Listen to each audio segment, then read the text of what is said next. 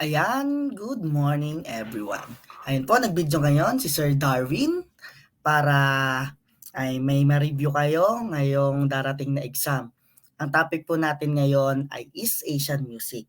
Kung matatandaan ninyo po, tapos na tayo dito at nakapag-quiz na tayo. So bale, review na lang po ang ating gagawin. Kaya kung nandito ka sa aking video ngayon, very good ka. Dahil malaki ang tsansa mong pumasa. Basta aralin mo ito. Alright, let's start. Our topic for this day is all about East Asian music. But before we start, I just want to tell that country and the capitals. Okay po, let's review first. Kapag sinabi pong China, what is the capital city of China? Beijing, very good. Kapag po Japan, Tokyo, yan. Kapag naman North Korea, anong isasagot nyo? Pyongyang. South Korea, Seoul. Taiwan, Taipei. Ayan. Pag Mongolia, Ulaanbaatar. Kapag naman Thailand, Bangkok. Thailand, Bangkok. Kapag Indonesia, Jakarta. Ayan. Indonesia, Jakarta. Okay. Let's go into the percussion instrument under the membranophone. It is the big drum. The physical energy and sheer excitement of an odaiko performance is an integral part of many Japanese matsuri festivals. So kapag may nakita po kayong big drum, ang isasagot natin ay odaiko. Big drum, odaiko. Yan. Kapag hourglass shape, anong isasagot? Chusumi. At yung chusumi, they have two varieties which are the bigger and the smaller. Kapag sinabi pong bigger, anong tamang sagot ay Otsusumi. Kapag smaller, Kotsusumi. Ayan na. Ano yung dalawang variety niya ng chusumi? Kotsusumi at Otsusumi. Ayan, pareha sumi-sumi. Huwag po kayong malilito ha. Basta hourglass shape, Chusumi. Kapag bigger, Otsusumi. Kapag smaller, Kotsusumi. Next, it is a large hanging barrel drum. Ayan po yung picture niya. Ang tamang sagot dyan ay churidaiko. Churidaiko. Okay, it is a Japanese drum that comes in a various sizes and is used to play a variety of musical genre. Ang isasagot po natin dito ay taiko. Taiko. Okay, let's go to string instrument chordophones.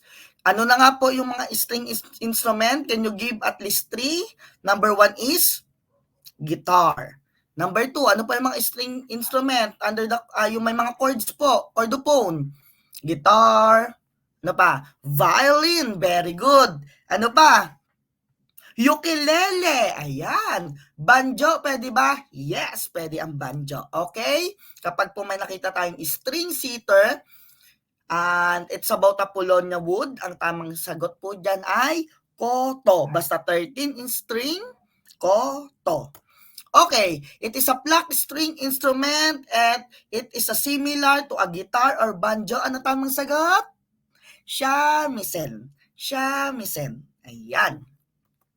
Kapag it's a Japanese short-necked fretted lute, ang tamang sagot ay biwa. Ayan po yung itsura ng biwa ha. Ayan.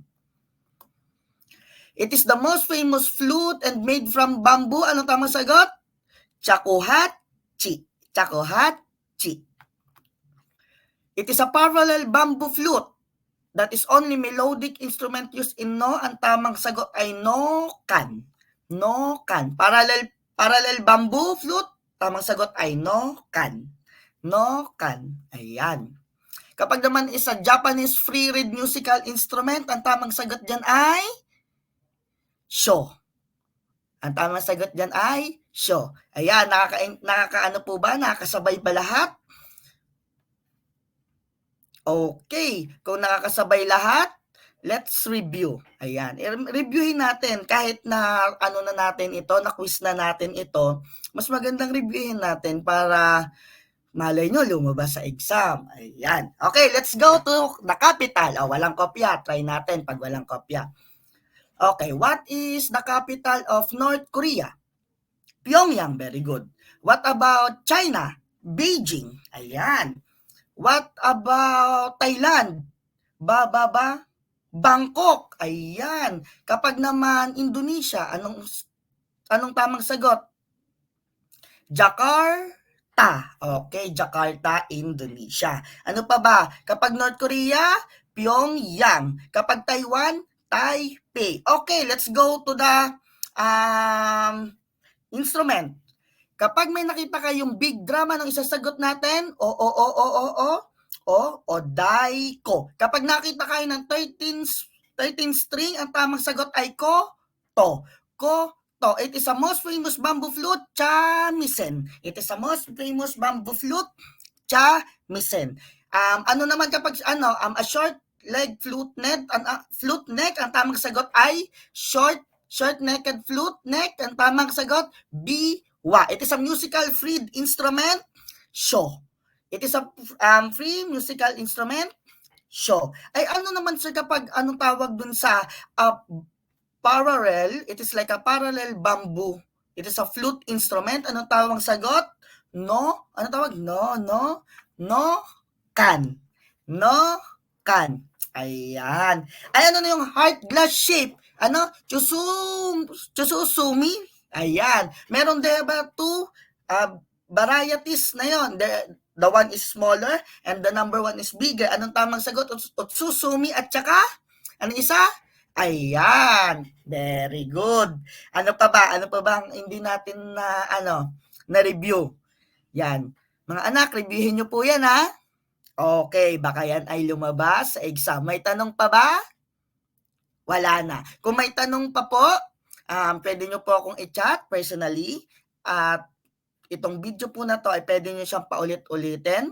At siguro, baka lumabas po ito sa exam. Ayan. So, kaya mag-review lang tayo. May tanong pa ba? Kung wala nang tanong, thank you everyone. God bless. Bye-bye.